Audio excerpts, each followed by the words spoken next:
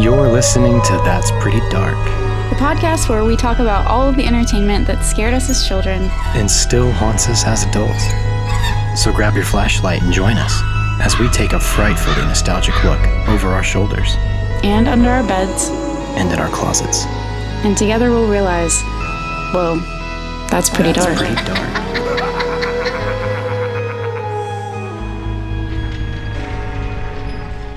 So guess what I did today?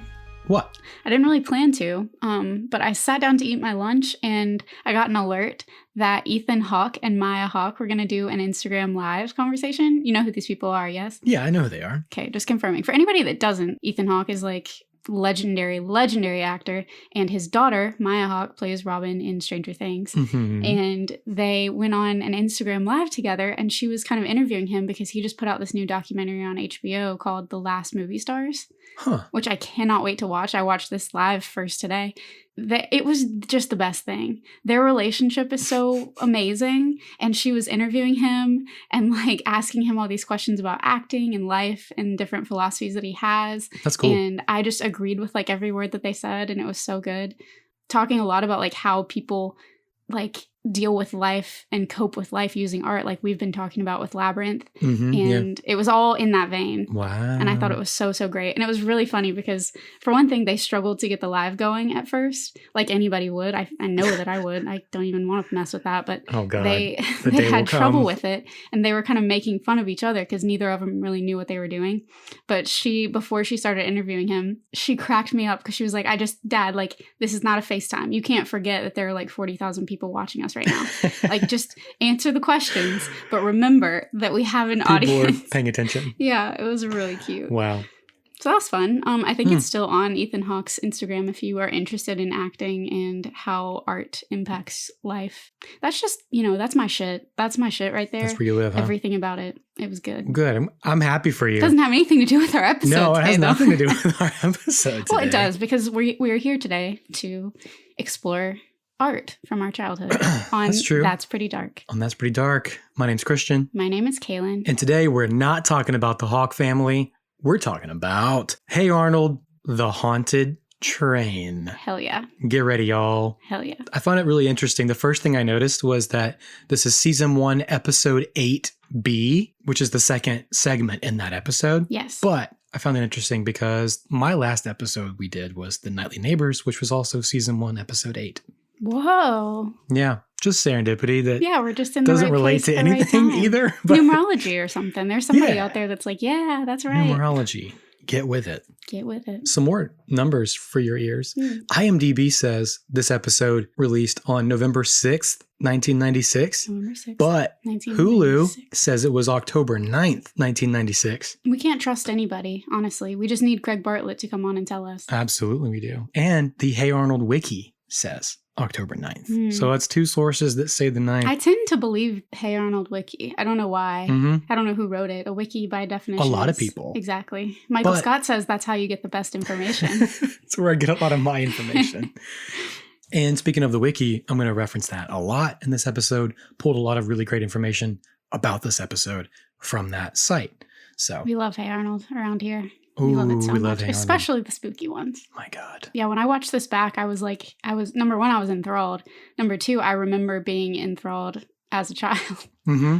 Just mesmerized. I know. This one really stuck with me in a big way. I don't know. It was really cool to watch it 5 times in the past Yeah, we 2 were weeks. just, before we hit record, we were talking about how Christian almost overdid it this week because he was trying to osmosis the information and he would really just turn it was. on at random. The amount of articles I read. So it's really going to haunt you now, It will. I'll never stop thinking about it. this train. I've been falling asleep to thoughts about this train.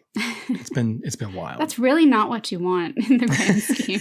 You know, not at all. Well, we have a lot to get into. So let's get chugga choo chewing Oh, along man. here. And you said you didn't have an intro for us today. I don't have an intro. Sandbagging. I have no transitions here. But I will start us off with a few, simple statements on ghost trains in general. Okay. The ghost train is traditionally categorized as a residual haunting, meaning the phantom train relives its last ride up to the moment that it wrecked and killed a bunch of people. Blech. And usually on the anniversary of the wreck. But there are instances where the haunting is considered malevolent, such as the urban legend in this Hey Arnold episode. And in these instances, the ghost train can also fit into the categories of intelligent hauntings or demonic hauntings. I don't like the sound of either one of those things.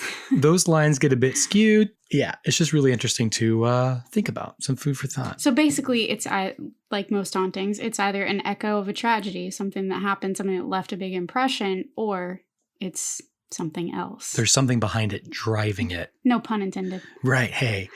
Which motives behind spiritual occurrences are very scary. I don't know why. It's always like, it feels so dark. No, I'm with you. But whatever form the haunting takes, this particular phenomenon is unique from other hauntings in that it isn't necessarily the interior of the train that's haunted by some sort of spectral inhabitants. It's that the entire train itself is the apparition. That's an important distinction. Important. Ghost train lore has been studied and discussed for a very long time, and that's because ghost trains have been reported all over the world, especially in countries where train travel has been a prevalent form of transportation at one time or another. But we're not going to get too far ahead of ourselves.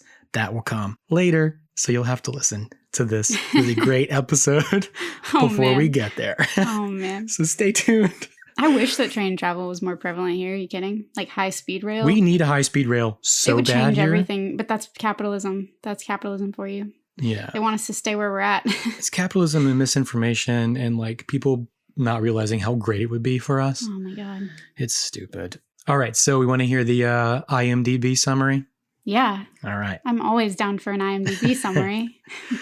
On a boring summer night, Grandpa tries to liven things up by telling a story about haunted train number 25. Pretty sparse. That's it? On the detail. Oh, I don't know why I'm surprised. It's also, it's summertime, but it's not nighttime. No. Well, it becomes nighttime. It gets dark in the story. Eventually. It's a day. It's definitely a boring summer day. Definitely a boring summer day. Here's my summary. Please. When Arnold and Gerald make the age-old mistake of wasting their own youths and finding themselves bored during the summer break, Arnold's grandpa Phil entertains them with a spooky story from back when he worked for the railroad. The story of the haunted train. On the anniversary of the train's last ride, Arnold, Gerald, and Helga search for proof at the old abandoned train station where they board a locomotive that takes them on a wild ride they'll never forget. There we go. IMDb should hire us, honestly. They really should. We really just upped that game. Do you know what else is crazy? I remember having summer break back in those glorious days. Oh, yeah. Like, I mean, I would get bored, I guess. And I remember what it's like to be bored, I suppose. But I realized watching this episode that I am so out of touch with what bored feels like. Me too. Because I don't get bored anymore. That's not something that happens to me. I haven't been bored in a very long time. I get restless, I guess, maybe. But I don't get bored. I get existentially bored. Okay, maybe that. Sure. That's better. But like if I can be at home and I have nothing to do, that's a perfect night. Oh, yeah. That's not like boring. No. That's like amazing. I never not know what to do with my time. Yeah. Listener, do you, as a grown adult, get bored? Please tell us. Please explain. If so, how? What bores you? What bores you? Hopefully not our podcast. Hopefully that's why you listen to our podcast, so you can be not bored. Exactly. You get pumped like we do. This episode was written by Josephine Naricho, who also wrote The Vacant Lot. I love that episode. Classic episode. Josie has many credits in the sound department, mostly post-production sound, including Newsies, Batman Returns, Pooh's Grand Adventure, The Search for Christopher Robin, Aww.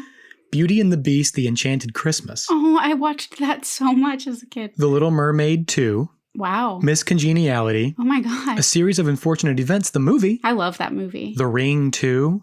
Bambi 2. She's the Man. I love She's the Man. Me too. I know.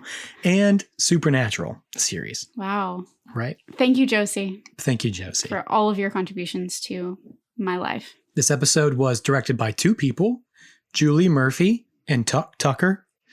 Julie directed 13 Hey Arnold episodes, Wow. including Wheezin' Ed and Stoop Kid. Hey. Stoop Kid. Stoop Kid's afraid to leave his I stoop. love that episode so much.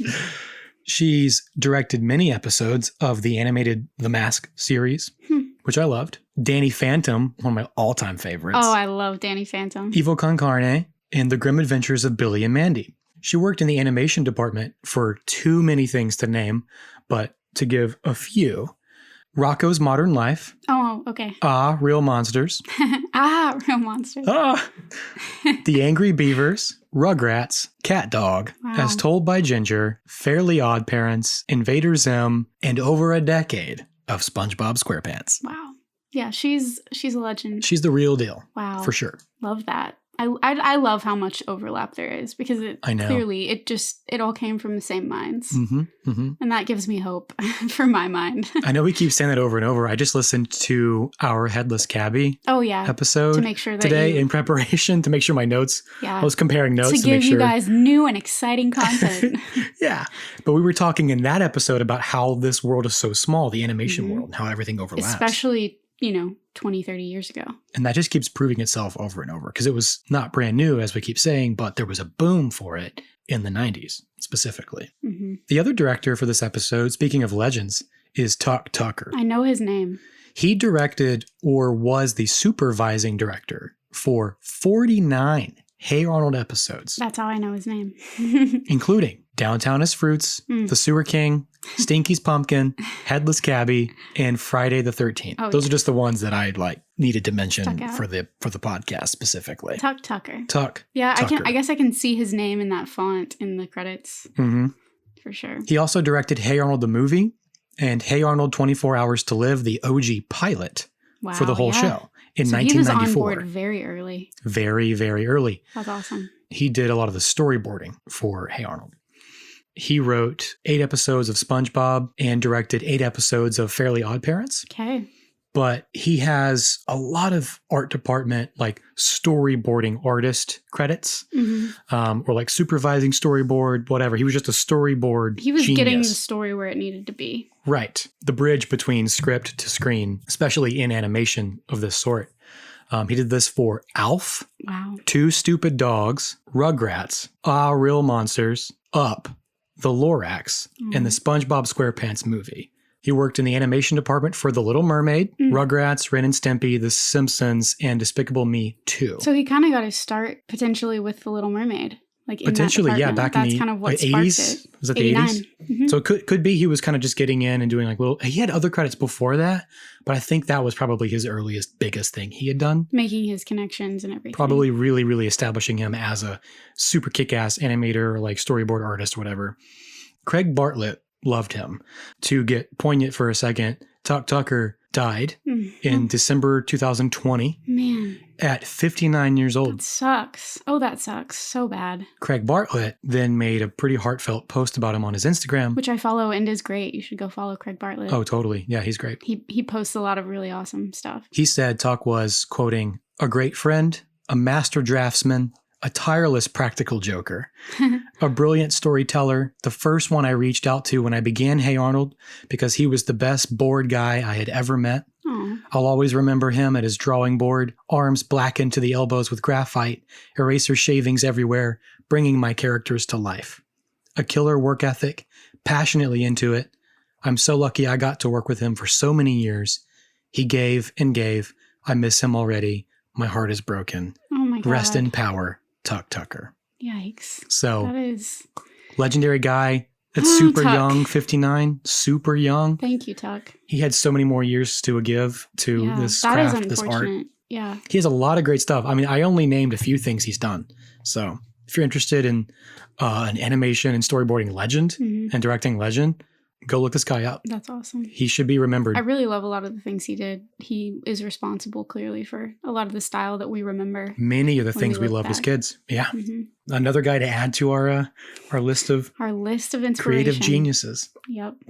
I hope he's out there on the next plane riding that ghost train. He's on that ghost train somewhere. He's here with us right now. Be with us right now, Tuck Tucker. We're talking about you, man. Oh, he hears us. He knows. As we discussed in our Headless Cabbie episode, Craig Bartlett had to have known early that he wanted to make urban legends an integral aspect of the societal and cultural makeup of Hillwood, which acted as a reverent nod to the sanctity of imagination and the adventures of youth. Oh my God. We can go home now. I love the way you just said that. That was perfect. Are we done? Wow, we keep wrapping these up so early. I know. We're getting good at this. We get in, we get out.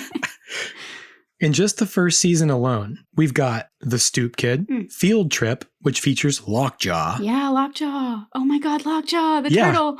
Yeah. Oh, the graffitied little turtle. Yeah. I love Lockjaw. Me too. Oh my God. That breaks my heart. The List, featuring the ultimate Saturday, and no kids ever completed The List. I watched that because it, was the first segment for Haunted Train. It was good. Door 16, featuring the mysterious Mr. Smith. Oh, Mr. Smith. It's like an FBI agent or whatever. Das Subway, where they get trapped on the subway at night. You mentioned that in Headless Cabby as one of the darker episodes. It is one of the darkest episodes that they do. Wheeze and Ed. Also very dark. Pigeon Man. Dark and strangely poignant. It's been on the internet lately, and I keep thinking we should do Pigeon Man soon. The Sewer King, with the Rat King in the sewer. And last but not least, The Haunted Train. We're officially at the platform, boys and girls. Thems and theys. Grab your flashlights because we're about to board this train, and it's going to get pretty dark. It's going to get pretty All dark. aboard! Choo choo. I'm ready. Put me on the train. Chugga chugga. Choo choo. Like I said, Arnold and Gerald are bored. Bored? Heaven forbid. Grandpa makes up a story about a haunted train that still runs through town on the anniversary of its fateful last ride. Old Engine 25. While they eat ice cream on the stoop. It's so summertime. I love it. He gets ice cream from the ice cream truck, and they sit the together. Jolly Ollie man. And eat ice cream on the stoop. I love this world. I love how it keeps being folded back on itself over and over. Oh my God. It's perfect. He says it was 40 years ago, making it 1956 because this came out in 96. As the story goes, as the engineer was pulling the train into the station, he went completely insane, sending the train barreling off the tracks at breakneck speeds. It's implied that the train wrecked, but Grandpa says the train and the engineer were never seen again. He says it drove right off the tracks and straight down to the fiery underworld. Every year since its disappearance, on the same night, Engine 25 pulls into the same station, luring unsuspecting passengers into its car with a blinding white light that hypnotizes them, then overpowers them with the rotten egg smell of fire and brimstone, followed by a horrible, ear-splitting, otherworldly, inhuman music that shrieks and moans and sends a chill through your heart and takes these poor, unfortunate souls on a ride through the zone of darkness. And once the train rolls to a stop, they're greeted at the door by the red-hot demon himself.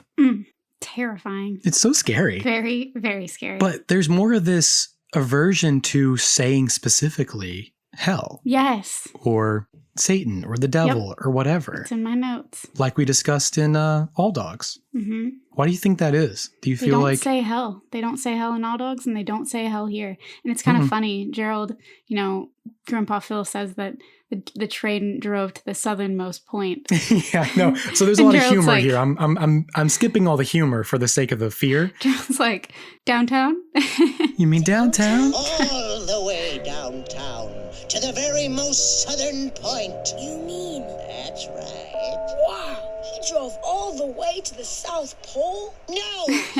It's very silly. Yeah, they punch it with some humor to make it. But do you know why they have to? It's so violent. This is a pretty dark legend. I was struck with the violence of it, the way that he drove off the track. And of course, there are more politically correct ways to be than the insane person and the insane asylum and the stigma around like insanity or mental illness. However, I will say, in the 90s, as a kid, that idea scared me so much because losing control of yourself or someone near you losing control of themselves, that is a frightening prospect. Well, see, that's been used for a long time, though. Oh, the whole so-and-so, like, this happened and they lost their mind. They went insane. They went crazy. Are You Afraid of the Dark? We talked about it too. We just talked about that. It's one of the scariest things to think of, that you will lose control of yourself, that you will no longer be who you are. Yep. It's this sort of ingrained fear we have.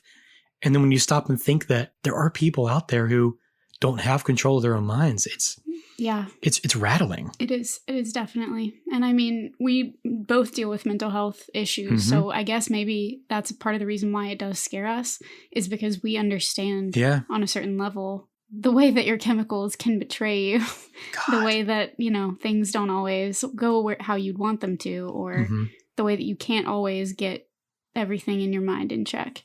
Right. So we know better than most. The places that anxiety and depression alone can take you in your own mind.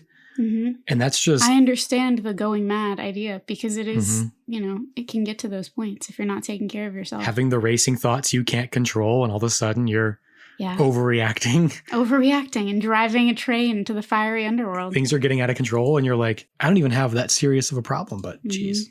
And speaking of which, as Grandpa Phil is telling this story, you are visually seeing representation of it. Well, for the train itself, we have the demonic red flame spewing out of the smokestack. Yes. It's the first thing you really see. The colors are so vibrant and scary. The mad engineer, before death, already has pale green skin, yellow eyes, with stitches on his face.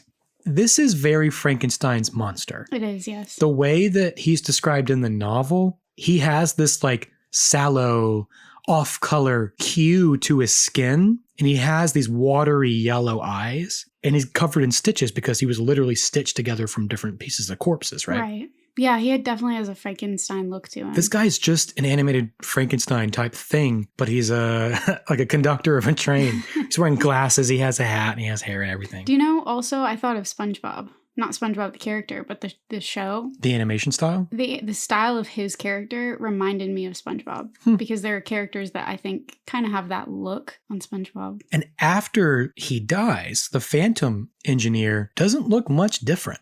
The stark differences are his clothes are tattered. Mm-hmm. His stitches are now bloody. Mm-hmm. I don't know if you noticed that, but they're red colored. Mm-hmm. And he's missing his right hand. Lost it in the crash. When the train wrecks, all that's left is the flaming throttle with the engineer's glove still attached to it. Yeah. So we have to assume his hand was severed. Mm-hmm. Because when we see him again, like I said, he's missing his right hand.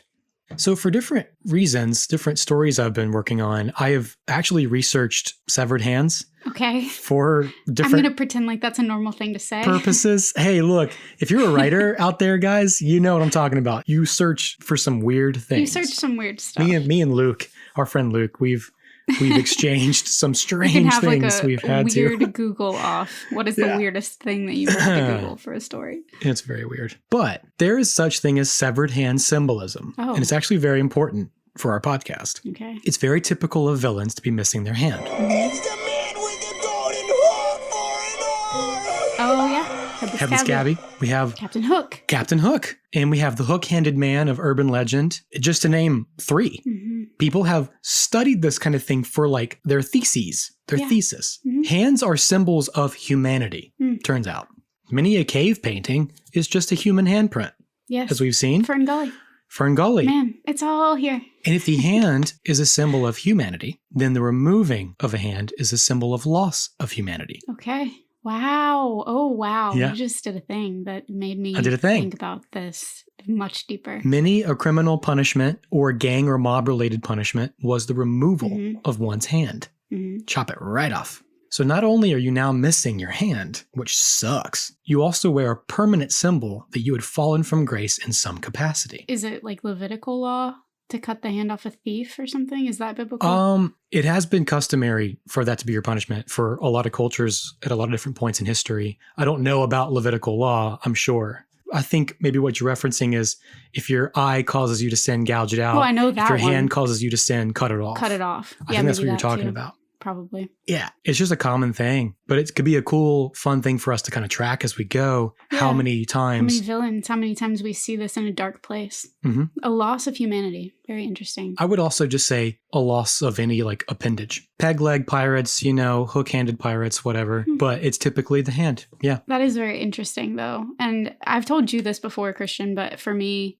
I guess we all have like things we notice or remember about people. And I've told you that I remember people's hands. Oh, like, yeah. I can still remember like my grandma's hands, my mama.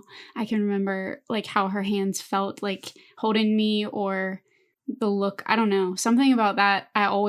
If I think of somebody, one of the first things I can think about is their hands, how they hold things, like how they behave. That's really interesting. I don't know why, but it's been that way as long as I can remember. There's somebody out there studying hands and how it relates to humanity right now who wants to pick your brain.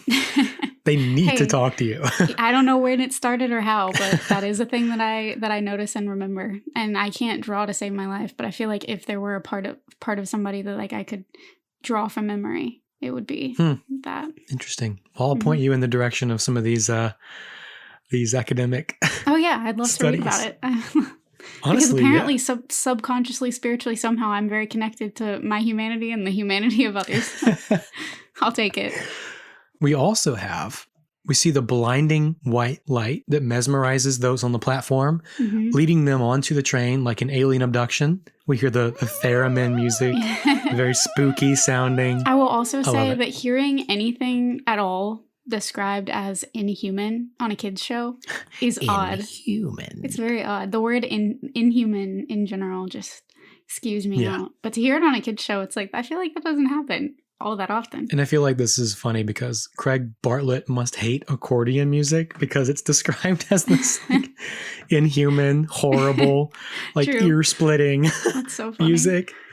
It's so funny. I don't know. I love the accordion. Well, you don't love the saxophone, which is... I like the saxophone in jazz. Or like noir jazz. I like the saxophone always. Our composer, Jonathan, he does a lot of music with accordion. He's actually very talented with an accordion. Absolutely he is. Yeah. He's very talented with all instruments. And then as they get to the zone of darkness, the passengers see the fiery underworld through the train car window, which straight up resembles an out-of-control factory fire. Yeah. It's quite alarming, actually. Again, the fire. The images of fire in my childhood. Mm-hmm. So many nightmares. And then we see the red hot demon himself. He's this flaming silhouette.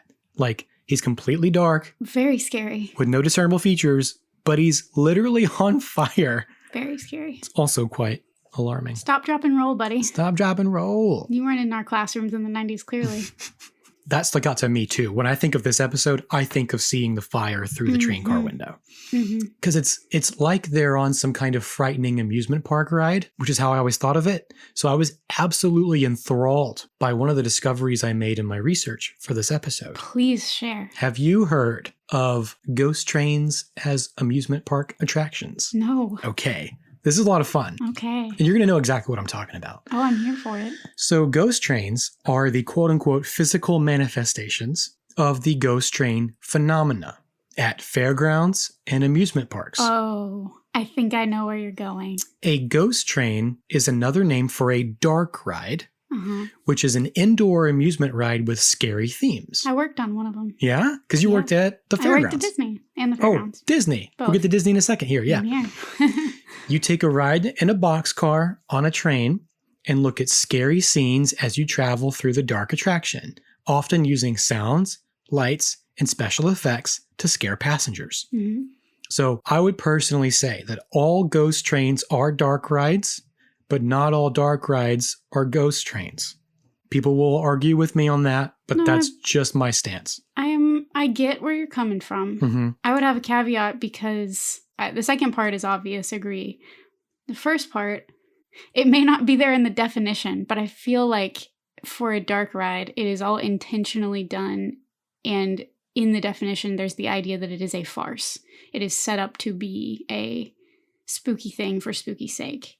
Dark rides are not necessarily scary. Not necessarily scary. The most nostalgic Disney rides are dark rides. Yes, because that was Walt Disney's thing. Yeah. That was what he was good at. There's Peter Pan's Flight. Love Peter Pan's Flight. There's Snow White, Winnie the Pooh, Splash Mountain, among others. No longer Splash Mountain, though. No, R.I.P. R.I.P. Splash I'm not Mountain. worried about it. It's going to be much better. Much better. Tiana's Bayou Adventure, something like that.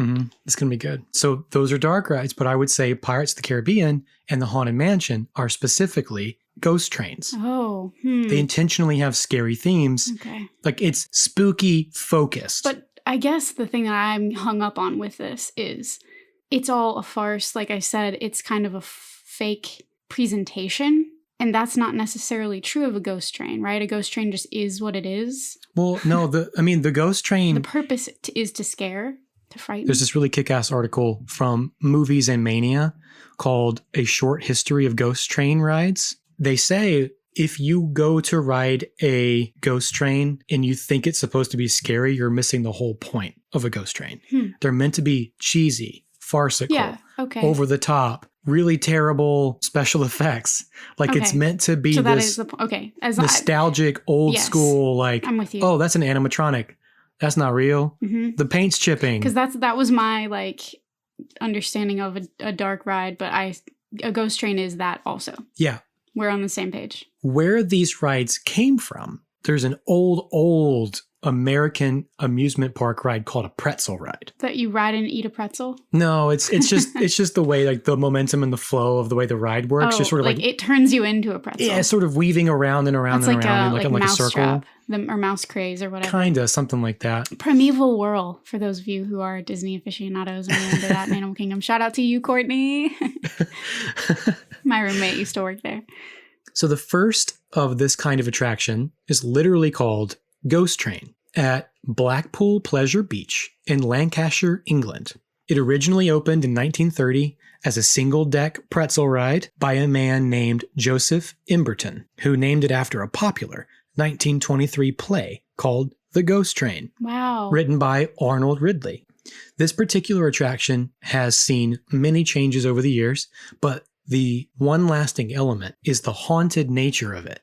The spooky scenes you pass through as though riding some sort of spectral locomotive through time and space, witnessing various accounts of horror throughout the ages. Okay, that's what I needed. I'm on board with you now. You're on board? Choo-choo. Chugga chugga, choo-choo, all aboard, y'all. There's even a really fun, like, haunting ghost story to do with the attraction.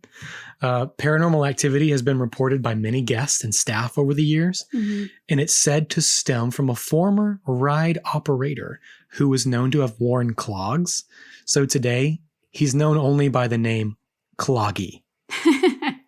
Oh no. It's funny, Cloggy's coming for you. I hate the sound of, oh yeah, that must be old Cloggy again. That's rough. Yeah, I don't like that at all. I hate the sound of that name. But yeah, I'm picturing what you mean by ghost train now.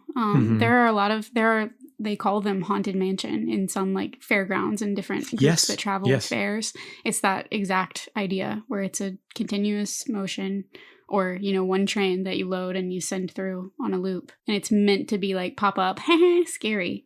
Right. Thing. It has been done over and over now through all these amusement parks. And it was called a ghost train. Yep, called Ghost Train. Wow. Tell us your favorite ghost train. The Haunted Mansion.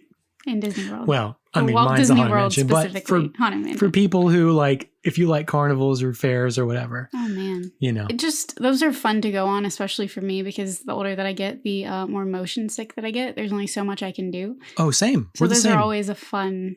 Let's go to the fair and ride this thing. Mm-hmm. That's a safe choice. If you can eat a pretzel on the ride, I'll do it. It was not a bad guess. So ghost trains, these rides, remind me a lot of this episode specifically because it's all about the experience of taking a haunted ride on Old Engine 25, which is comprised of sights, sounds, smells, and fear. So I'll get more into train lore and phenomena as we go. But many of the articles and blogs I found put a lot of emphasis specifically on what can be seen from a train's window while in motion. Okay. I'm going to get to that at the very end after I finish the episode. Mm-hmm. It's just too much and would interrupt the flow of the episode so far. Okay, I'm with you. So Grandpa Phil tells them that tonight is the 40th anniversary of Engine 25's last ride. It's the 40th anniversary. I'd sure hate to be at the old train station tonight. Oh, the one on 53rd past Livingston. Next to the tire shop there. like selling the fear and the excitement of actually going to the old train station. I wish I could paint that fence. I wish I could paint it, but I just can't. You'd be missing out if you didn't paint it. Well, so much for being bored. So good. And honestly, that's another one of those moments where you see that humor for the grown-ups was also built into so much of the humor for kids in the 90s. I'm like laughing out loud. Yeah, me too. Watching this. It's so good because everything is so tongue-in-cheek for him. Oh, everything. But as a kid, you take what he's saying just as they do, kids in the show. You take it at face value. Whereas as an audience member watching it, being a little bit older, you see his... You see through the guys. Ploy. He just wants to entertain, which is really cool. It's a common thread too with the show because Arnold's go-to line, he always says, My grandpa has been known to stretch the truth. He does. He says it here. He says it again with Haunted Cabbie. Yep, Headless Cabbie. Every time the story came from Grandpa, and we see so many of his like old narratives, his old stories, that if you look at the detail and the history, none of it lines up. He's making all this stuff up as he goes. Right. Just to tell stories. And entertain his grandkids. And entertain his grandson and his friends. And I think that's great. I hope I'm that cool as a grandpa. I know. He's the coolest. If I ever have kids, I hope that's where I go with it. But, all the kids are gathering around and Helga's there. She wants I want physical evidence, infrared photography, ectoplasmic samples, visible energy fields.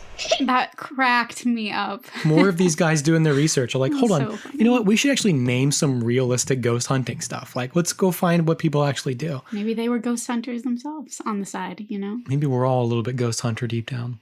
I think that's true. And Arnold essentially dares her to meet them at the train station that night to prove she isn't scared because she's being all tough. So they say they'll meet at the old train station 1 hour after the streetlights come on. So good. Which I thought you would specifically appreciate. Always. Because you're all about the streetlights and everything coming on in dark. That's always the cue. How much do you know about ectoplasm? Only what I really learned from Ghostbusters. I would say the podcast and That's Why We Drink. Love those guys. They did a really cool episode about seances and ectoplasm and talked through that whole phenomenon and that whole time. I don't know if I believe it, but I know it's been reported. No, they definitely go through what some people used to emulate what they called ectoplasm. But it's interesting. Pretty cool. Glad Helga knew about it. So the three of them, Arnold, Gerald, and Helga, meet at Union Station, which is the name of the old abandoned station. You can see it painted across the top. I love the aesthetics of this abandoned station. I love the aesthetics of the show in general. We got broken down train cars just hanging out on the tracks out front. We got spider webs, boarded up windows and doorways. Spider webs that Helga just willingly walks straight through. She saw them, right? Oh, no, she does it to prove that she's tough. I thought so. And then she waits for the boys to leave so she can freak out. And when I watched it again, though, I was she like, does maybe it she on didn't purpose. See it. Okay, good. She's just always trying to make Arnold think she's bad for some reason. I mean, it's because she's in love with him, but I was gonna say we know why. We know why, but I don't get why. That's what you do when you're in 4th grade. This place is totally dark and abandoned, but they've got their flashlights, so it'll be all right. Just like us. Just like us. We all have our flashlights. So Gerald throws a rock and disturbs a bunch of bats, which fly out, and we see the clock tower. You summoned your bats this time. Summon the bats. We see a time shift, and now it's midnight, or the 13th hour, as we just discussed in our Labyrinth series. Yes. The veil is thin. The veil is thin. That phrase gets to me. Speaking of thin veils, let's veer off the rails of the main line for a brief detour through the eldritch metaphysical countryside that is liminality. Let's go. Have you heard of liminality? Yes. The word liminal space. Liminal space. Bo Burnham. Also, that's just what immediately pops into my head. He mentioned that. Sacco. Okay. Sacco lives in a frightening liminal space between dead and alive in the sock drawer. Then you're gonna love what I have to offer here. This is what I spent more than a week researching. I just got into the depths of the internet. I read so much about liminal space that it began to hurt my brain. Wow. So, full disclosure, I want to do an episode on liminal space specifically. I have 4 pages right now of liminal space notes that I'm not going to get into. Oh, man. I went through today and took out a lot of it. Well, Or maybe we can, when we get this Patreon thing happening. Maybe we'll do a specific Patreon liminal space episode. That'd if be you care about liminal space. And you better if you listen to our podcast, because we like that shit. It weaves into everything that we do. Okay, but I'm going to get into specifically what affects this episode and our podcast just on a minimal scale here. I first got really pumped about this episode because Henry from last podcast on the left once talked about his increasing fascination with train tracks and trains as liminal spaces. I had no clue what he was talking about at the time, and even he said it was too much to get into on whatever episode they were doing. After doing my research, I fully agree. Okay. Big agree, hard agree. It's too much. The internet. There's so much on the internet about liminal space. The internet is large. It's a big world out there. It's a big world. World Wide Web. So I really want to get into this for this episode specifically because in theory, this is what makes the Phantom Train possible, but it's also what makes like any haunting possible in theory. The space in between. As you said, the veil is thin. The veil is thin. A liminal space is any space that exists between two states of being or as a transition between two locations. So this can be physical, psychological, or metaphorical. I think of airports. Keep going. I think of waiting rooms. Yep. Oof. Phoebe Bridgers. It's basically described as a waiting room. Yeah. A A liminal spiritual space is just where you're neither here nor there. But it's not quite purgatory. It's like a step back from a purgatory where it's like this liminal. It's like a Schrodinger thing, if you will. You're not here, you're not there because you didn't look, or you're not in the box. You are in the box at the same time. Yes, we are. The box everything. doesn't exist. We are both. Yes, There is no box. There is no box. There was never a box. We've been lied to. What's in the box? What's in the box? Surely not his cat, for sure. Definitely not that. My cats are on my bed right now taking a snooze. Buzz was just chirping outside the door. So the word liminal comes from the Latin word limen, or limen, however you want to say it, meaning threshold. Yes. The threshold is a place of entering or beginning. In between. In between. Thresholds have a lot of lore around them too. Go listen to our Nightly Neighbors That's episode. Right. I can't believe how many times we've done that. I'm so sorry. I know. Well, it all crosses over. I do love that we're there's here so to much crossover. Unwrap these themes and break it down. We're breaking it down. So a liminal space is the time between what was and what's to come. It's a place of transition, whether it be a season of waiting or standing at the precipice of the unknown.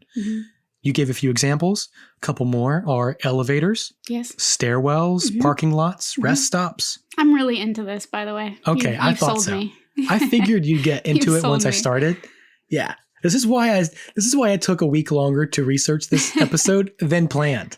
Yeah, so we're recording like a week later than we had initially meant to. Yeah. I've also heard liminal spaces described as relating, quoting, to the unique feelings of eeriness, nostalgia, and apprehension. Because it's the pre-knowing. You don't know yet what is to come. It's in that travel space, right? In an airport. Yep.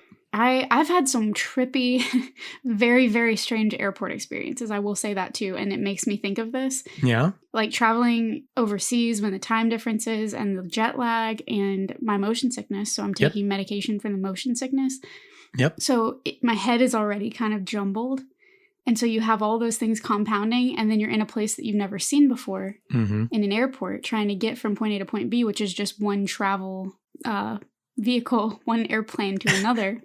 Lots of traveling involved in the liminal psychological, spiritual, physical headspace. It gets very weird in that headspace because it's like, where am I actually? Where am I really? Where am I? Save all this goodness for our liminal space episode. Okay. Or because now you're talking about the stuff, I want to get into all the stuff that I have crossed out. We're going to relate it to trains. We're going to go back to trains. We're doing specifically trains today, which is, I had to realize that at 1 p.m. this afternoon when I sat down Today to go. Is for trains. Today is for trains. Tomorrow, perhaps something else. But you're on the right track with your plane travel headspace. Because train travel, same thing. We just aren't, it's not as common for us here. But before we get to trains, even coming of age stories are classic tales of liminality. Yes. Oh. You're not quite an adult, but you're no longer a child. So it's not only your teenage years, your developmental, ambiguous existence, feeling invisible and lonely and whatever, but this also equates to midlife crises. Yeah. When you're in between. So, which that got me down a rabbit hole in my own brain. I was like, what if your teenage years are just an early life crisis? I mean, it is. It's a crisis of identity. Anytime you have that transition. An existential early life crisis that we just write off and say, oh, you're just being a teenager. Right. We need a lot more help than we actually get. No, it's also being a toddler. I don't have children, but I have friends who have children, and I've looked into this like developmental stages. Yeah. Being a toddler and being a teenager, very similar, like developmentally in your brain. It's wild. Because you're going from one, like fully dependent to independent in both cases on different scales. And that liminality is difficult. It's hard. It's wild. I hope you know that I like your point so much that I didn't even start to sing Britney Spears when you said that earlier. I almost did, and I thought, no, this is too good. Oh, thank you. Thank you. Who, me? So, yeah, you mentioned waiting rooms. I would add the pandemic as a global liminal state of the collective unconscious. Absolutely. Is this sense of dread felt by almost everyone, the loneliness and doubt and fear we all experienced. All together and separate. We existed in a sociological waiting room for more than a year. And still are existing, by the way. Yeah. People hate the liminal space we've been in so much that they're pretending that it doesn't exist. That it doesn't even exist anymore, that COVID's gone. Yep. When It's really uncomfortable. It is uncomfortable back, by definition, really and truly. It is. It's uncomfortable. It's typically not it doesn't feel like a great place to be. I get that. It's never fun to be in a liminal like space. It's not fun. Just ask Sacco, Bo Burnham's puppet. In architecture, liminal spaces are defined as the physical spaces between one destination and the next. We got hallways, airport terminals, like you said, streets, highways, empty subways, bridges, and railway stations. The veil is thin, making them skewed from reality, and they often act as a portal to another realm. We have dusk and dawn, solstices and equinoxes, May Day and Halloween night. That's why these types of spaces fit so well into dark entertainment, because physical liminal spaces are places that embody these feelings of change and emotions of stress. Graveyards, haunted houses, crossroads, to name a few tropes. Hotels are perfectly liminal because you're living in them, but you don't live there. Yeah. And passenger trains often act as portable hotels. So I'm basically creaming myself over this article I read, scarystudies.com. Oh, that's automatically a win. It's great. They have an article on liminal space. Ben, the author, he broke down why the Overlook Hotel from The Shining is a prime example of a liminal space in cinema. I would add the Hollywood Tower Hotel to this list. Heck yeah, you would. From DJ McHale's Tower of Terror film that Kaylin covered so beautifully back in October. Oh my God. Go back and listen to it. It's episode I feel like we're about 4? to set a record. We might mention every episode that we've done so far. Not every episode. Not every episode. My God. It also calls to mind the Cecil Hotel. Yes. Where Elisa Lam went missing. Yeah. That documentary. A lot of people have problems with that documentary, but if you haven't heard of the case. I have issues with the people they interviewed, but the documentary itself is good. That's an elevator inside of a creepy ass hotel. so it's double liminal. That's for our liminal space. We'll go episode. there. I want to go there. I'm ready to go there now. Let's do a whole episode on it. Okay. But I did want to do a quick breakdown. Speaking of all of our episodes that we've covered. Oh, no. I wanted to do a quick breakdown of all the liminal spaces we've covered on the podcast so far that we never addressed because we didn't talk about this. We hadn't discussed liminal spaces. I do like that idea. And it's not as many as I thought it would be, but we have the Hollywood Tower Hotel. We have the Cabin in the Woods in Phantom Cab. We have Zebo's Funhouse. Yes. Hillwood's City Park at night, specifically to do with the Headless Cabby. The Haunted House Next Door from the Lonely Ghost episode. We have the Attic from the Hungry Hounds episode. And I would go ahead and say the Library from Pagemaster. Oh, of course. That would be one of my top examples probably. For sure. Maybe that's why I dream about libraries so much, is that they are kind of liminal because they're liminal. They're liminal between reality and fiction. Ooh. Movie theaters. I'm doing a shoulder dance right now. Anywhere that you have that collective concert, the things that I love, concert halls, all of that. It's very liminal because you're not here and you're not there. You're both at once. Yep. You're in between. And it's not only those episodes, but it's now the abandoned Union Station in Old Engine 25. And speaking of trains as liminal spaces, let's get into some train history. Let's do it. It's not as bad as you think. Just this week, well, the past like 2 or 3 weeks, I've read lengthy passages in 2 different academic studies specifically focused on train travel and those who regularly utilize the railways as a fixture of their existence. These papers were written in just the last decade, which is incredible considering that train travel has been relatively commonplace in much of the world for at least the last 100 years. Yes. If nothing else, this tells us that the locomotive is still one of the most significant inventions of the modern era. Yes. Full disclosure on all of this, I don't know shit about trains. He's going to teach us train history, though. So I did read a butt ton about trains in the last couple of weeks. to relate to us. To get through this, the earliest version of trains and railways were first built and used thousands of years ago. Wow. They're literally prehistoric, almost 4000 BC. Whoa. That's 1500 years before the pyramids of Giza were built.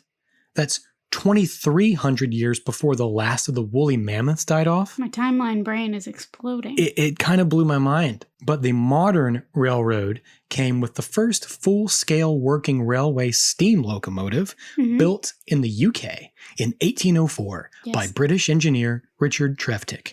Trains were extraordinarily significant to the Industrial Revolution and our modern era as a whole. Really one of the first catalysts for the Industrial Revolution. Oh, totally. It became the most efficient method of transportation of goods and travel for humans.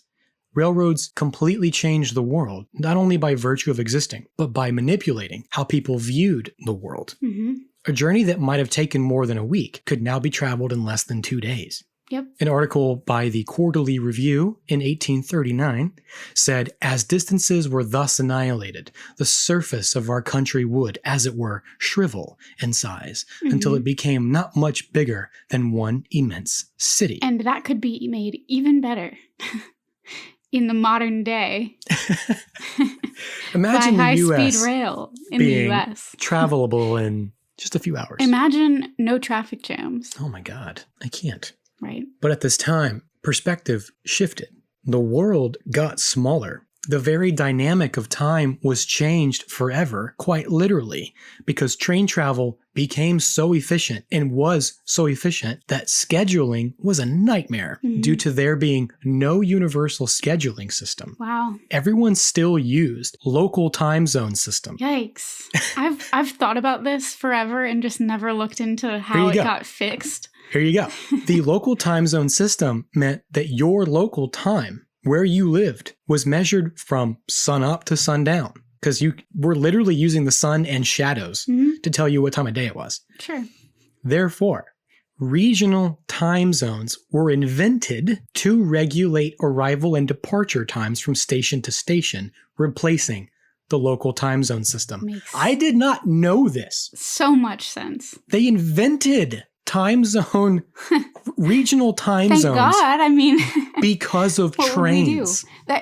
Because prior to that, there wasn't the travel between destinations. You had time to adjust, time to understand. There were so many variables. Right. The health and speed of your horses. In those shifts where it's so short and you have to plan from point A to point B, like that's when you would need a standardized understanding of it's this time here, but it's this time there. The best you could gauge would be to pinpoint like a day or like a few days time frame. Yep. For traveling by ship, you're like, we plan to be there by Thursday. It might be Friday. It might be Wednesday. There's no way to know. Right. But it's like with the train, you kind of have to with know. trains, you went an exact route at an exact speed.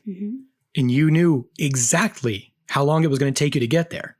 But ships and carriages and horses and walking, you never could tell before then. This is the first time it was like a guarantee. Yeah. I don't know. It's really interesting. That is interesting.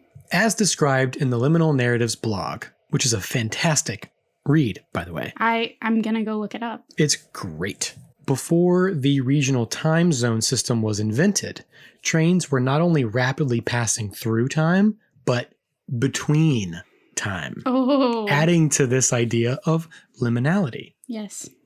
Even in Victorian times, the train was seen as a capsule of adventure, anonymity, and transgression. Yeah, I like that description because it totally is. You had the opportunity to temporarily change your identity and be anyone you want to be, even if only briefly. You could veritably live between identities, who you actually were and who you were pretending to be. Or who you plan to become when you reach your destination. See, the liminal space concept originated in anthropology, but I don't want to get into it because I want to do, okay, that's going back. That's like 3 pages ago in my notes. I want to save that. Okay. But you're absolutely right. People on their way to a new life, a new world, a new adventure. I think of Titanic. Of course, that was a ship, not a train. But still, the idea that you're boarding this transit as one person and you're going to exit as another, which is, by the way, always true, regardless of whether you intend to reinvent your life. Because the experiences that you have in this liminal space with these people that you might otherwise never meet or see again are going to change you and have an effect on your personhood if you're any kind of, open-minded individual. Absolutely. We said the coming-of-age narrative is a story of liminality, but its origin in anthropology goes the rite of passage route, because that's ancient. Yes. Now we talk about coming of age. It used to be rite of passage. So that's where it originated. That's where the term was coined, was the study into anthropological rites of passage. But we'll save all those details. If you guys are into anthropology and sociology, just whenever we get a Patreon, it's going to be full of that stuff. It's going to be all about that. We go into it here, but we both are such nerds about that stuff. Just you wait. Yeah, we are. So I'm glad you're on the same page. I'm glad you're into all this because I spent way too much time researching this. I'm glad you know all about it now. Oh my God. I know a little bit. Like I said, this is the kind of stuff I want to discuss drunkenly in a bar. Oh, this is the stuff I have discussed drunkenly in a bar. We have discussed drunkenly in a bar.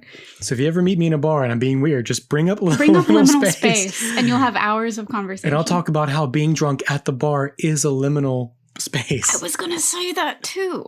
Gotcha. I was going to say that too, which I kind of love. I love the idea of that. Yeah, it's pretty good. You know what I'm about to mention? I can't help but mention it because I bring it up a lot. Bring it on. John Green, the author. I love his books. Incredible. But he, in one of his books, is it Looking for Alaska? I can't believe it. It's maybe The Fault in Our Stars. I don't know. Crap. I can't believe that I'm getting that twisted. Wouldn't know. But he talks about when you're on the phone with someone, he talks about late at night being on the phone, like kind of a lack of inhibition, and this being like a tenuous third space. Yeah. This is a place where you both are and you're not there and they're not here. One of my favorite movies, Elizabethtown, has a great scene that where they're talking on the phone, which is one of the reasons I love that movie. This is a liminal space also. I would agree. Love it. It's just my entire personality. So good job bringing this up. Because you're both in separate, two different places on different parts of the world, but you're at the same. You're in the same moment in time. Is it? You're not in the same place, but you're in the same space. Yeah. Is that a way of putting it? I like that. Yeah. Yeah. Agreed. Interesting. It's one of my favorite phenomena of humanity. Being a person. I don't really like being a person, but I do like that. There are some good moments. They're few and far between. Those are some of the better life moments, I would say. But speaking of your identity on a train, being able to be between who you are and who you're going to be or who you want to be, so could anybody else on that train. Also true. Thus making the train car a potentially dangerous place to be. And that article breaks down a lot of the ways in which it was kind of dangerous and also scandalous to be on a train in the Victorian era. Yes. Therefore, writers have made train travel the setting for many a mysterious, thrilling, and even frightening story for nearly 2 centuries.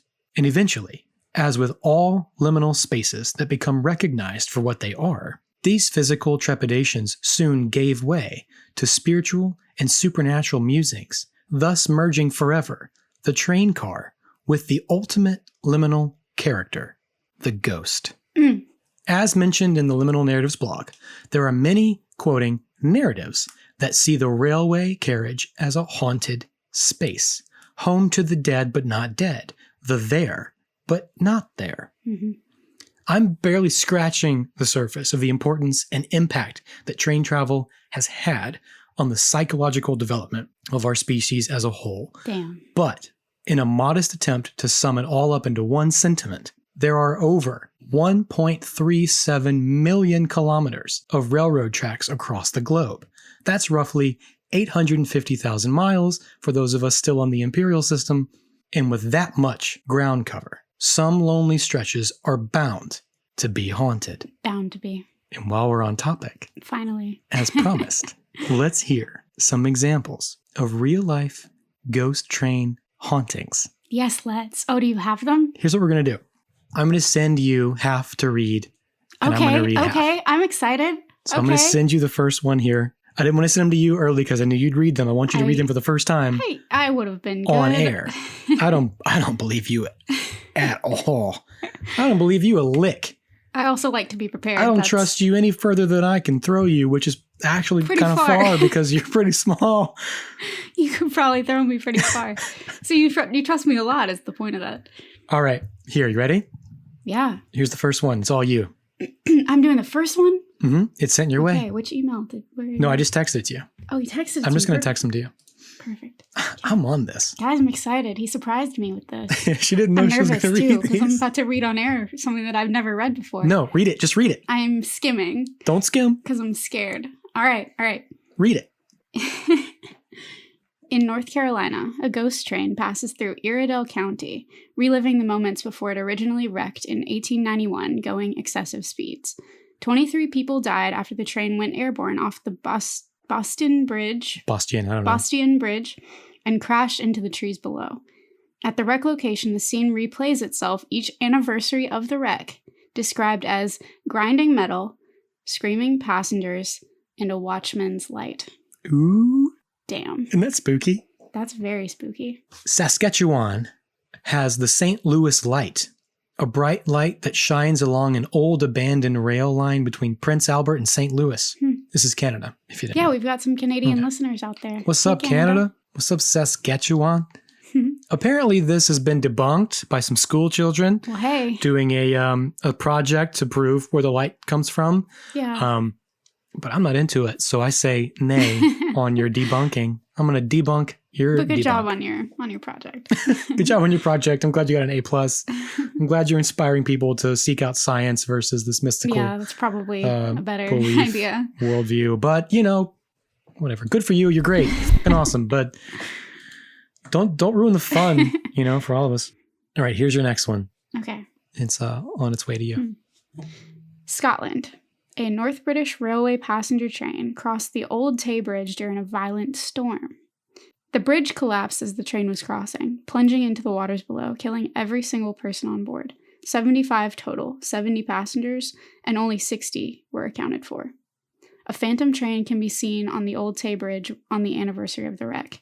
Witnesses report screams as the apparition plunges into the waters below, disappearing from sight. I loved that one. That one got me. I have goosebumps. No.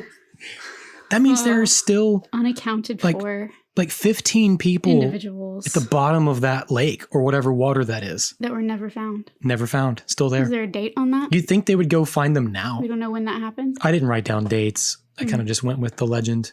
Wow. As it stands. That's a lot. I'm sure it's out there. I'm sure you can find it. I think it's old. I mean, it's old. What I'm gathering from this also is that Grandpa Phil, just existing in life, has heard these folk tales about trains. Well, he did work for the railway. And worked for the railway, so they probably shared stories collectively among themselves. I think that he heard this legend of Old Engine 25 when he worked for the railroad. Yeah, that's cool. I don't think he necessarily 100% made it up. Right. I think he was going, there was a story of an old train. Let me see what I can do. Yeah, I'll whip something up real quick. That's cool. I think it's somewhere in the middle. I think it always lies somewhere in the middle. I do too. But I have 2 more ghost trains. Okay. The most famous American ghost train is the Abraham Lincoln funeral train. Oh. Have you heard about this? No. I've heard of this one before.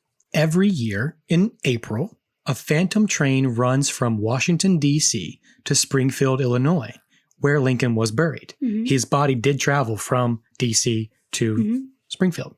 As it passes through town, any given town, it stops clocks and watches in surrounding areas. Whoa. Not only has it been reported in many different places along the same route that the funeral train took, it happens at the same time of year that the funeral train ran. And it's reported that it's not just one train, but two. The first train has a ghostly band playing soundless instruments, and the second has the flat car that carried the coffin as it passed. Wow. It's said that the nation mourned Lincoln's death for 3 weeks as his body toured the Northeast, with people lining the streets to catch a glimpse and say their goodbyes. And that level of mourning, in a space that is already quite liminal to begin with, should be enough to generate a residual annual haunting. Whoa. I like that one a lot, but Yeah. I think my favorite and the most important one here I'm giving to you. Oh, no. So you get to read this. It's the last one. Wow, I feel the pressure. There you go. Lots of pronunciations. Oh, thanks. It's Swedish. You're awakening my class, sitting in the classroom counting paragraphs to see what I would have to read before. I've done that plenty of times. Okay. Sweden has the Silver Pillen, or the Silver Arrow, a famous train that is said to be seen in abandoned tunnels or passing through stations at high speed after midnight. Some claim that the Silver Arrow will sometimes stop to pick up passengers who are either never seen again or don't get off the train until weeks, months, or years later. There's an abandoned metro station in Kimlinge on line 11 in Stockholm County. It's called a ghost station because it's surrounded by wilderness and was only half built before construction was halted and abandoned. It's said that the Silver Arrow will stop in Kimlinge, and locals say, only the dead get off at Kimlinge. Whoa. Isn't that cool as shit? Whoa, that is a lot. There's way more to the Silver Pillen or Silver Pillen story than I wrote down. This is just what was the most compelling to me for the purposes of our episode so it's here. kind of, it was never finished, so it sits abandoned. Right. It's right. like, again, it's layers of liminality. Wow. And while all these stories factor into the inspiration for the haunted train urban legend of Hillwood, I would say the genius minds behind Hey Arnold were most influenced by the Silver Arrow of Sweden, picking up unsuspecting passengers and whisking them away to the land of the dead. Wow. Yeah. And speaking of Old Engine 25, let's bridge this liminal gap between reality and legend. This is the history of Engine 25 as it would be if this were a real train. Okay. Again, I don't know anything about trains at all, but I thought this was pretty cool. Just the ghost ones. So 40 years ago would have been 1956. So in 56, Old Engine 25 would have been a 482 mountain-type steam locomotive that worked for the Great Northern Railroad. You can see Great Northern on the side of the train. The Great Northern Railroad was an American Class I railroad running from St. Paul, Minnesota to Seattle, Washington, founded in 1889. It was the creation of James Hill, a 19th century railroad entrepreneur, and it was the northernmost transcontinental railroad route in the U.S. It ultimately merged with 3 other railroads in 1970 to form the Burlington Northern Railroad, and then ultimately merged with the Atchison, Topeka, and Santa Fe Railway to form the Burlington, Northern, and Santa Fe Railway in 1996. Okay. The same year Yeah. this episode aired. Wow. And while we're analyzing fact versus fiction, let's break down the Mad Engineer. Let's. This is all found on the Hey Arnold wiki fandom. Okay. Here are some theories as to why he went insane. Did you have any when you were like watching the episode? Did any of When I them? was I never really thought about little. why. I guess I was like, Yeah, when I was little, I was kind of like, yeah, that happens to grown people sometimes. Yeah, people go crazy. That makes Sure. sense. That makes sense. Yeah, I took it as at face value, I think. Well, the first and most obvious is mental illness and maybe a lapse in medication. Nothing's wrong with taking meds. Take them. Take them. They're If you great. need them, take them. If you need them, they're great. Maybe he was suicidal for whatever reason, including lady troubles or money problems. I think that's kind of what the conclusion I came to was just that he was like suicidal. Yeah. He was on his way, Yeah. you know. That makes sense. Third is possessed by the devil, Well, which is how he could have driven the train to the fiery underworld. yeah. You probably need a guide to get to the underworld. Probably. I would add to this myself a possible deal with the devil. And this is simply the night the devil came to collect. Yikes. And the engineer gets his comeuppance. That is, okay. Potentially. Deals with the devil, man. It's not a hellhound coming for him. It's a ghost train. Ghost train. Come on, ride that train. Hey, ride it. Downsizing due to low revenues, which was common during the 1950s when interstate highway systems and long-distance trucking flourished. Ironically, yeah, when that took over the United States and made it much more difficult for passenger railways to come back. Right. It's all been cargo. God. And it's possible the engineer had knowledge that he was to be laid off. So if you combine this with the possible financial troubles and the liminality of an existential crisis and fear of the future, the engineer's mind could have snapped, causing him to take revenge on the company by derailing the train and not only costing the Great Northern Railroad even more money, but also tarnishing its reputation. I kind of like that one, actually. That was my favorite one. Yeah. There were reasons why it's all kind of blurry, but I like that one a lot. Yeah, I think that holds up. As a standalone theory, yeah, that holds up. That one holds up for me. I'm with it. The fandom's favorite theory is that Engine 25 wasn't an original and Great Northern locomotive, but was purchased from another railroad.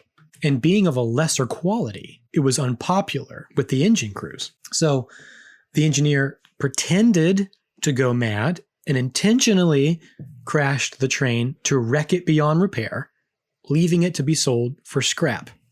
So I'm going to break this theory down.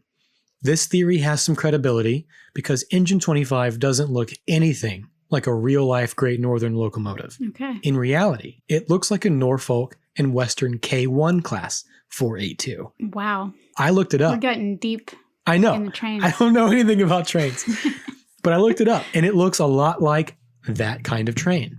Okay.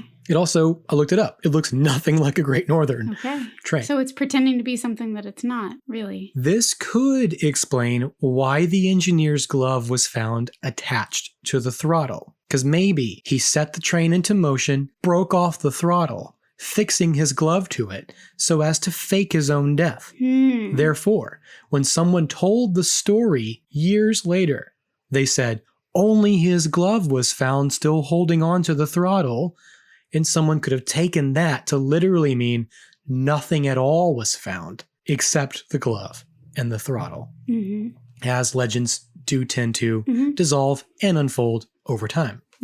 The only reason I don't buy this theory, in totality at least, is because the engineer would have nothing to gain. Right. If he fakes his own death or actually dies. Yeah, he would be giving everything to that cause. Yeah. I mean, he can't, even if he's faking it, he can't go back to work. I mean, he's supposed to be dead. Maybe that's the thing, though. Maybe it's a combination, and that crisis of identity is leading him to pursue something totally different as a new person. Possibly. I mean, I think the only way it works in his favor, other than that, I guess, is conspiracy, and someone offered him money to do it. Or that. Okay. And he didn't need to work. Or maybe he was offered a job with Norfolk and Western. Maybe they lost money on the deal selling their train to Great Northern because they said, this is a piece of shit. We'll give you chump change for it. And they sold it losing money or whatever. And they said, hey, buddy, hey, wreck that train. We're going to give you so much money. Wow. And you can be, I don't know, CEO. I have no idea how this works. We are really true criming the hell I'm out getting of this into fictional this. train. Research, 3 weeks of research. So I don't know. I think it's somewhere between the layoffs and the downsizing and him being pissed at the company and maybe Norfolk and Western having hand in convincing him to do something crazy. Yeah, no, I'm with you. That's just if it was just a real life thing made to seem supernatural. Right. But if it was actually a haunted thing, I like to think that the devil came to collect. Yeah. And he happened to be at work at the time. That's and the devil, certainly the best supernatural. The devil drove that train all the way to hell. Devil went down to Georgia on the train. I have no idea what happened, but it's all super fun to speculate on. Whatever the reason, the engineer indeed wrecked that train. And tonight is the anniversary of the wreck. Yep. And Arnold and Gerald and Helga have been waiting at the abandoned Union Station for hours. It's now midnight, the 13th hour. The time and the space are both liminal. The veil is thin and anything is possible. And Gerald is singing the Haunted Train Blues. Ooh. Honestly, I do love it. I do too. Oh, it's so good. I love it so much. I don't know who wrote these lyrics. I'm assuming it was either one of the writers or it was hell yeah. I would also point out as well, Arnold uses a harmonica in the previous episode, in the list. Also, in general, tell me if this is true for you. Listener, tell us if this is also true for you. They sing the blues in so many 90s and 80s. I think you're right. Kids things. They sing the blues. I think there was still a lot of railroad nostalgia. Yeah. Like harmonicas and blues. The harmonica, the blues, and I just think of so many things. That was such a common thing in my mind. Like I totally understood that immediately.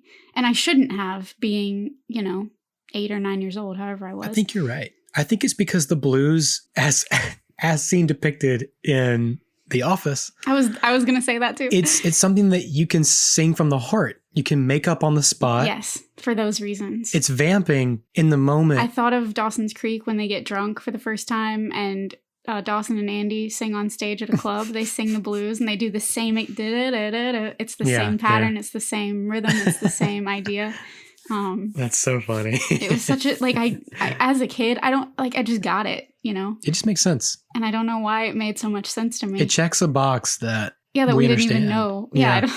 We don't know why, but I did. They say he lost his mind, went crazy on that day, ran his train right off the tracks and drove it straight to, hey, where's the engineer?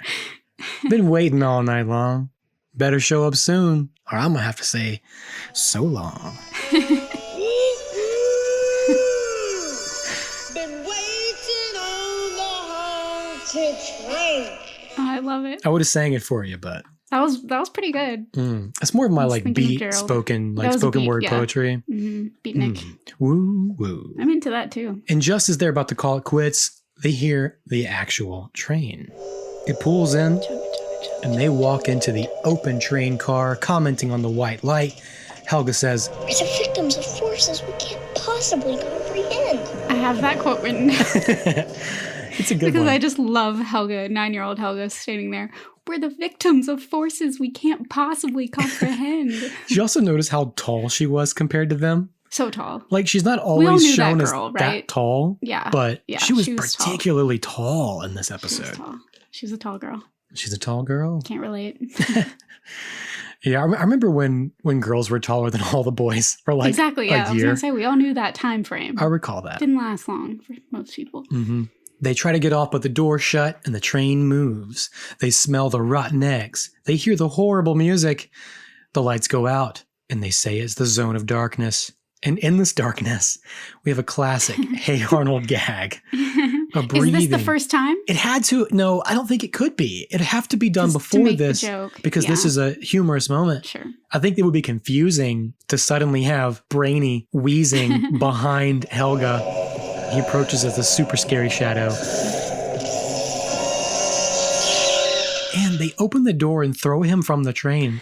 But I'm like, if the door's open that easily and you're that scared, just jump out the train. Yeah. Just get out. I was also just mortified that they would just toss a 9-year-old child off of a moving train into the water. Like, I know. You'll be fine, Brainy. They beat up on Brainy all the time. It's pretty dark. I mean, he would have died. It is dark. I agree. And then they enter the fiery underworld, which looks just like the same factory fire. Those flashes of red as they are approaching. Oh, it's super, that is super cemented spooky. into baby Kaylin's brain. Yeah. I remembered it like it was yesterday watching. Because it feels real at that point too. Mm-hmm. You're like, oh dang, they're really about to do this thing, aren't they? Mm-hmm. And there are silhouettes walking around the interior of this place. They look like lost souls. Yes, they ambling through purgatory. And like it's super. That stuck in, like you said earlier. Man, it's one of the images that stays. These visuals are wild. I can't believe they let us watch this. They got away with a lot. I think that's partially why they couldn't say like it's hell. Right. Yeah. Or it's the devil, because I think they couldn't take it that far. But they took it far enough that I got there really easily. Oh, easily, because we're us, but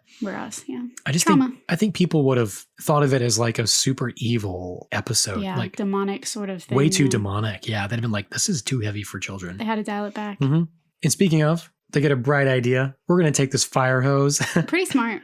It's pretty smart. Fire and they hose him down. And they find out he's just a factory worker in a hard hat. Mm-hmm. We learn that the train is for the transport of steel mill workers. Yep. The rotten egg smell is just sulfur from the steel mill. Yep. And the lights in that car are always going on and off. And the horrible music is the engineer's accordion. He plays polka He music. has a thing for the accordion. Well, I suppose some people don't appreciate the polka.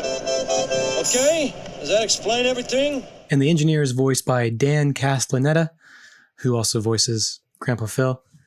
And he's just a guy who loves to play polka music. He's just got his accordion. There's nothing scarier than polka music, am I right? Polka, polka. So now they find out it's just a normal old train. And Grandpa Phil picks them up from the train station. And they're talking, and, he's pulled one over on him. Mm-hmm. I chalk this up to his knowledge of how the train stations and the railways work because he used to work for the train, train company, the railroad. He knew they'd ride it kind of to the end of the line, like they did with the buses. He knew where it would go if that train happened to stop that night and pick them up. Like, he knew they'd be fine. It would just give him a really good scare. I think you set us up, Grandpa. Well, at least you weren't bored, were you? There is no haunted train. Well, no, I didn't say that. Mm-mm.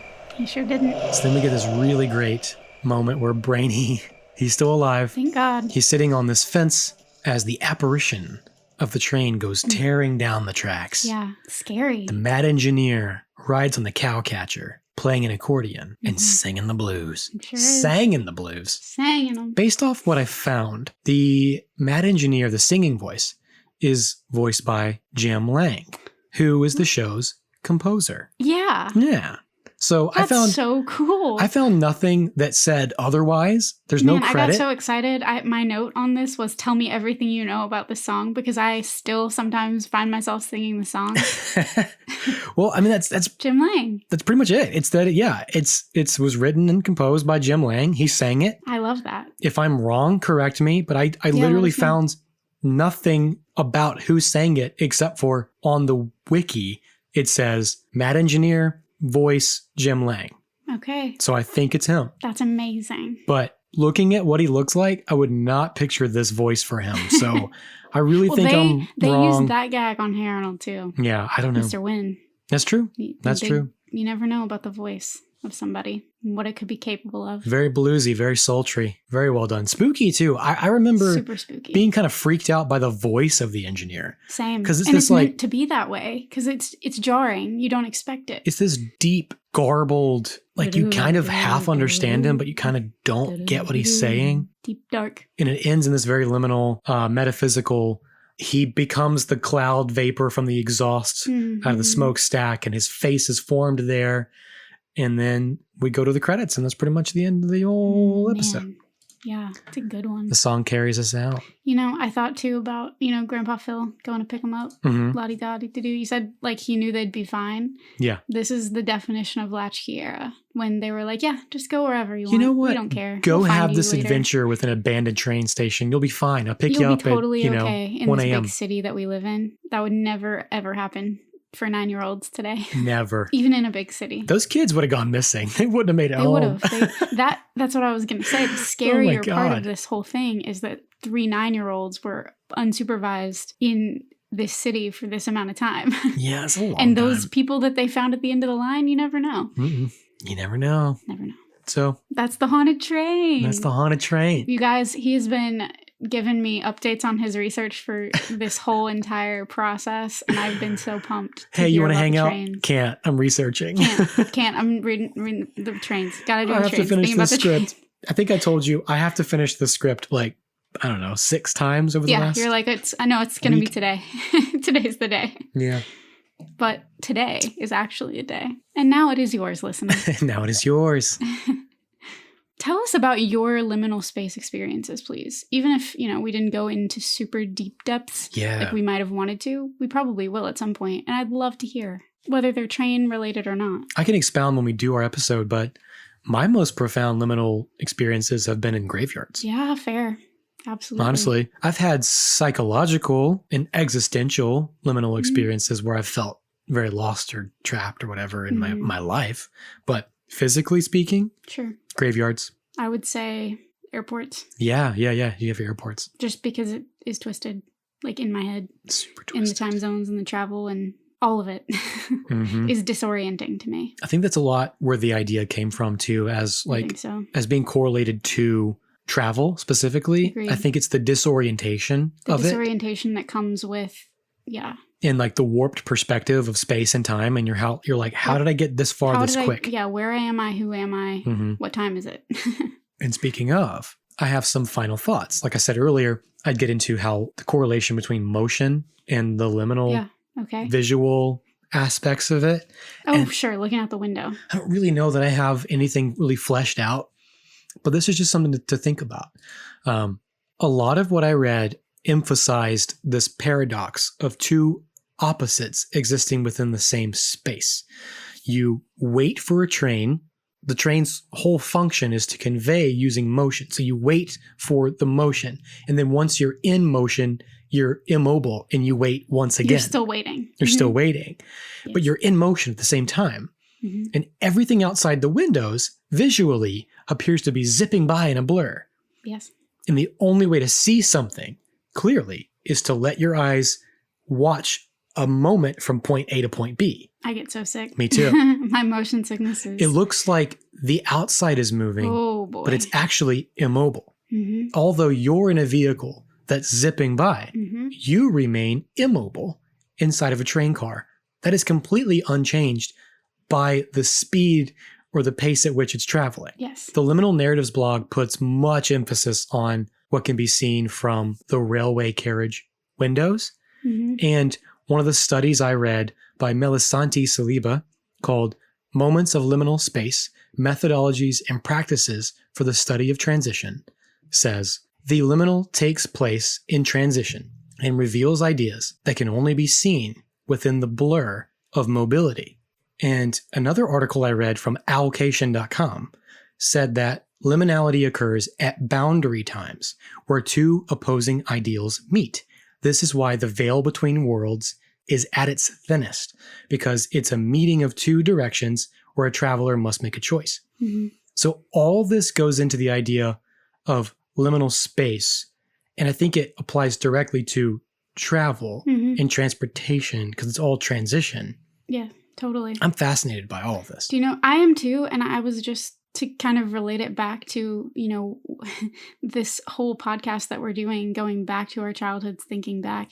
Mm-hmm. This idea has fascinated me from being a very small child in the backseat of my parents' minivan. Mm-hmm. This idea of going from one place to another, a road trip where you're having this moment in time that is all confined, but you're getting somewhere else and looking at things out the window and the life that you imagine is going by, and then thinking about the fact that all the people in the cars around you are going to their own destinations, doing their own things. I got into so many just deep thought rabbit holes being a very small child in my parents' backseat. Me too. Thinking like that. That is what I spent my time thinking about as like a 8-year-old, 7-year-old. When I realized the people in other vehicles were real and had their own lives and had their own existences. They're not just background. They're not just here for me. That blew my Populating your mind world. as a kid. I was like, whoa. I'm not the center of the universe, actually. I became, that's when I began people watching. Yeah. At a very young age, because I was so fascinated by people in their cars next to me. What are they doing? Where are they going? Who are they? What's your life like? What kind of person are you? What kind of person are you? Yeah. So this is all really cool in theory. I don't really know. I don't have a breakdown of this specific thing. There was just a lot of emphasis put on that blur of mobility being liminal, and how that itself can reveal a truth to you about how the world works. Like almost like staring into a crystal ball. Yeah. Like it's just... You're seeing another space. It's murky and obscure, but that's the only way to see truth, is to peer through the obscure and see something that's there that most people would miss because they're not looking. Yeah. I think like that's the concept behind this. It's things that don't really have explanations or even words to fully describe the experience. Right. So like I said, it's a cool theory, if not an outright explanation, as to why a lot of places are haunted, why the energy at certain times of the day or the year is particularly electric. Just strange. So I have a question. Hit me. I know you've ridden ghost trains, but have you ever ridden a train? Not going like as a passenger on a rail, like a rail passenger. No, I never like bought a train ticket and traveled. I never traveled by train. Travel by train. That's what I'm asking. I've always wanted to. Yeah, me too. I think my motion sickness would be too rough, but I have traveled by train in Europe. And for me, that was also another one of those moments in time where everything that I was seeing go past me in the window, like I'm describing it as if it's moving. It wasn't. I was. Right. But everything that I saw pass by in the window was unfamiliar to me. I was seeing German cities that I had never even knew existed. And that was also a very like transient sort of time in my head, because I was like, that is insane that there are all these places that I'm seeing in this hour-long train ride or whatever, that all these places exist just like I'm existing right now here in Alabama. That city, that building that I saw on a train, entire 10 years worlds of ago, existence. 9 years ago, whatever. Entire worlds of existence. Just so like separate from me. It's wild. And that thinking about that also is crazy. It kind of depresses me to think about. Me too. But do you know what's funny? It makes me sad. Is that it also makes me, it's a weird, it's so funny to be talking about this on a podcast and just like, this is my deep innermost thought, because it is. That's why we're here. That thought, I think when I am depressed, when I'm very like zoned into my own life, that thought actually helps me. Because I'm like, life's still moving. Things are still happening for people. Like there are all these lives and there's all this existence that's occurring that isn't bound or upset by or whatever, isn't experiencing this bad thing that I'm experiencing. Oh, yeah. I could see that. That helps me, actually. It's a weird... And I've gone to that specific space with it also since I was a very young child. I guess I have had moments like that, too. Sure. I don't know why. That's wild. It's such a weird thing to confess, to think, because it's like something that's not necessarily a conscious thought that I've ever verbalized. Really? But it is something that I go back to in my own head. It makes sense. It's zooming out, essentially, is all it is zooming out and trying not to look at my problems as the consuming. I think I've done something similar. Thought about like space. I've gone to like, I go to space and I'm like, you know what? There are whole universes out there. Yeah, we all do that. We're all just floating on a rock. That are not affected by what I'm going through right now. We're all just floating on a rock. That is all that this is. I'm like, none of this, matters. All eyes on me. Everything's going to be fine. Bo Burnham. I'll be fine. Yeah. The world's going to keep spinning. Yeah, I don't know. I think you're onto something there. Wow. All this connects in such a weird way. Who would have thought that we would go here after with a haunted train Hey episode? Arnold. Hey Arnold. Because it comes from such existential thought processes. Hey Arnold is a very existential show. It really is. Which is one of the reasons it's my favorite cartoon. You might like this description of Jim Lang and his art style on the Hey Arnold wiki. His writing is direct, atmospheric, and emotional, which I think had a lot of emphasis, like had a lot of play into the show as a whole. Yeah. And brought... He knew where he knew what he was doing with like their story arcs and the poignant moments. He really brought all those to the forefront, which is what sound does. Yeah. It's what music does. Man, if we go with music, I could go on 10 more tangents. But if that's all we have, I will leave everyone with a statement on liminality. Yeah, okay. From Richard Rohr, an American spiritualist. He said, "This is the sacred space where the old world is able to fall apart and a bigger world is revealed. If we don't encounter liminal space in our lives, we start idealizing normalcy." Ding, ding, ding. And who wants to be normal? Not me. Not me. Change your worldview. Change your perspective. Give me all that liminal space. And this goes back to Ethan and Maya Hawke. They talked about this too. Whoa, full circle. Full circle. Damn. Did it again. Check. Boom. Nailed it. Another perfect episode. That's pretty dark. Good job, Christian. Thank you for this hauntingly beautiful Hey Arnold recap. Thank you. It was my pleasure. There's so much out there about ghost trains. Go read about them. Go do it. Get sucked into the 3-week rabbit hole that Christian was in. Emphasis on the suck. Oh, no. Thanks for listening. This has been a lot of fun. Glad to finally get all this out of my head. I'm trying to keep my head wrapped around this. Brain dumped, and now he's done. I'm tired. It's time for dinner. Dinner and more alcohol. Thank you, listener, for being here. We appreciate you so much. We do. Follow us on the socials. Yeah. We're trying to post more stuff on there. That's Pretty Dark Podcast. Look us up. We're out there. Send us an email. That's Pretty Dark Podcast, gmail.com. We'd love to hear from you. Follow me at Christian Bastard Mott. Follow Kaylin. Kaylin. At Kaylin. I think it has 3 N's. I'm not sure. That's it? Just Kaylin with 3 N's? Interesting. Follow us. Say what's up. We're dying to meet you. Dying to meet you. Wow. Old faithful. Good job. We also want to give a big shout out to the guys at Up All Night podcast. Ooh, yeah. It's by Private Island Presents on Instagram. And they are also an Are You Afraid of the Dark podcast, which is super cool. I love that there are so many of us that want to look back at this part of our lives. We've been chatting with Cortland over at their podcast, and he's super cool and has given us a lot of, advice and things to think about. And so we definitely appreciate that for sure. Yeah, thanks, dudes. It's cool to be part of the community. Thanks, dudes. Yeah, go check those guys out. Yeah, I'm just gonna play the old the Mad Engineer song by Jim. I can't wait. By Jim Lang to take us out of this episode. That's all I got. Let it take us out of space and time. Well, until next time, guys. See you later. Bye. Bye. Like a wind gone off the rail. And up in the smoky clouds, you can almost recognize the ghost of a crazy engineer with fiery silver eyes. I said, ooh, can't you hear the haunted train? Ooh, I'm waiting on the haunted train. Thanks for listening to That's Pretty Dark, written and produced by Christian Baxter Mott and Kaylin Andrews. Our music is composed by Jonathan Simmons, and our art is provided by Paige Garland at Power Girl Illustration.